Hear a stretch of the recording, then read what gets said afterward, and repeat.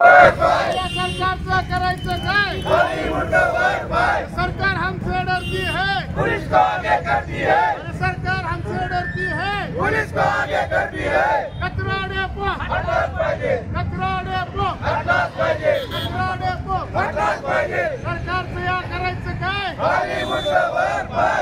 सरकारचं करायचं काय? खाली मुंडवर पाय। सरकार हमसे डरती है, पुलिस को आगे करती है। सरकार हमसे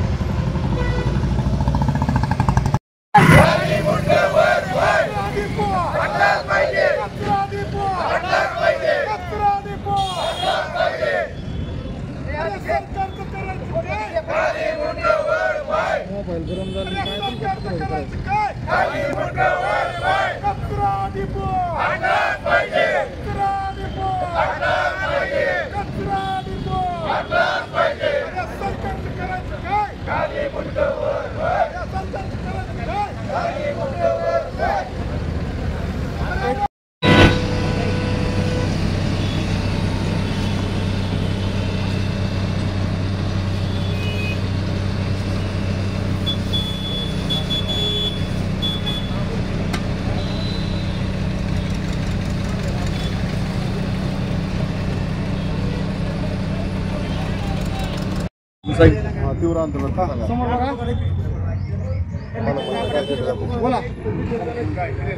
गेल्या अनेक वर्षापासून धाराशिव शहराला कचरा डेपोचा खूप मोठा त्रास होत आहे। अनेक वेळोवेळी महाविकास आघाडीच्या वतीनं, शिवसेनेच्या वतीनं, काँग्रेस राष्ट्रवादीच्या वतीनं माननीय शिव मॅडम यांना निवेदन दिली, वेगवेगळ्या पद्धतीनं आंदोलन केली, रास्ता रोको केला, तरी सुद्धा प्रशासनाला जाग आली नाही।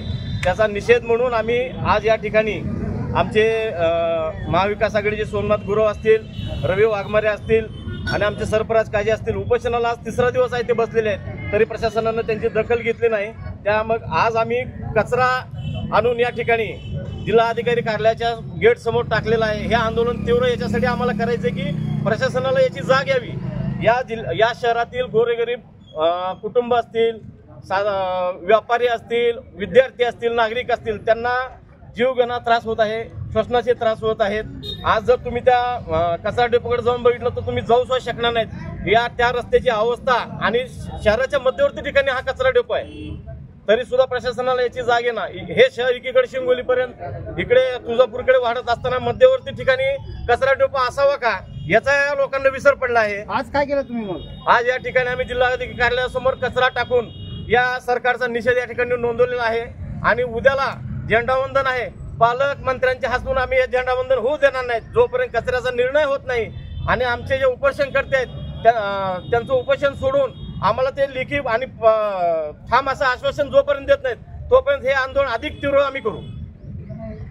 निषेध केलेला आहे त्यांना कधी ह्या कचरा फेकल्यामुळे तर या दुर्गंधीमुळे तर त्यांना खरं तर जाणीव व्हावी आणि या सरकारला आणि प्रशासनाला जाग यावी हीच आमची अपेक्षा आहे। आणि येणाऱ्या काळात जर ह्याची पण दखल घेतली नाही तर ह्याच्यापेक्षा तीव्र आंदोलन आम्ही महाविकास आघाडीच्या वतीनं करू, एवढंच आम्ही सांगतो।